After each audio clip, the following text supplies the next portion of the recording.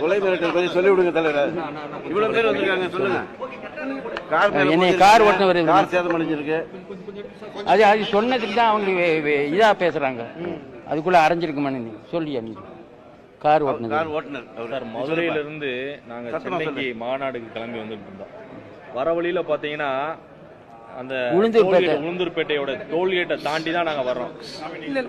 இல்ல எங்க எங்க நான் சொன்னேன். அப்படி 2 பேர் என் பிஏ வரும்.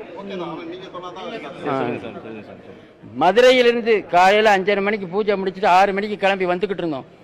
உளுந்தூர்பேட்டையில இருந்து இப்படி திரும்புற இடத்துல நாங்க வந்து கொஞ்சம் பேரடி கார்டுன்னு வச்சிருக்காங்க. அதை இடிச்சுக்கிட்டு நடுவை வந்து ஒரு இடி இடிச்சோன்னு நில குழஞ்சி போயிட்டோம்.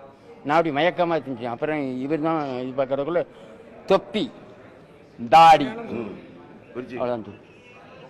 நான் கம்ப்ளைண்ட்லாம் கொடுக்கல. நான் கம்ப்ளைண்ட் சிவபெருமான்ட்ட தான் கொடுத்துருக்கேன்.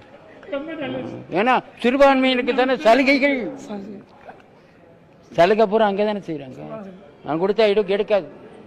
யார் மீது சந்தேகம் தான் இருக்குதா உங்களுக்கு? ஜஞ்சர் சொல்லிட்டாரு. சொல்லக்கூடாதுன்னு பாப்பா நீங்க கேக்குறீங்க. ஆமா ஃபுல்லா போட்டிருக்காங்க. ஆமா 2 இஸ்லாமிய ஃபுல்லா போட்டிருக்காங்க. ஆமா 2 இஸ்லாமிய இல்ல ரொம்ப நேரமா ஃபாலோ பண்ணி வந்த மாதிரி. அதேதான் ரொம்ப ஸ்பீடு. இன்னும் கொஞ்சம் தவறி இருந்தா கார்ல என்ன கேள்வி? ஃபார்ச்சுனர் கார் இருக்கு. ஆமா, ஒரு வலிமையான கார். மாருதியில வந்து அதனாலதான் தப்பிச்சோம். ரொம்ப வேகம் மாருதி வச்சு அதை இடிக்கணும்.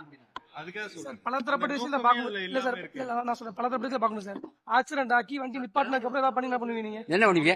உயிர் போனா அப்படி பேசுவீங்க. ஐயா நீங்க இருக்கீங்களே ஒண்ணுன்னா 2 விபத்தை ஏற்படுத்திட்டு அந்த விபத்து நம்ம கீழே இறங்கும்போது பிரச்சனை வச்சிருந்தாங்க. அது அப்படி வேற மாதிரி அதனால வேணாம், நான் பாத்துக்கணும். நல்லது.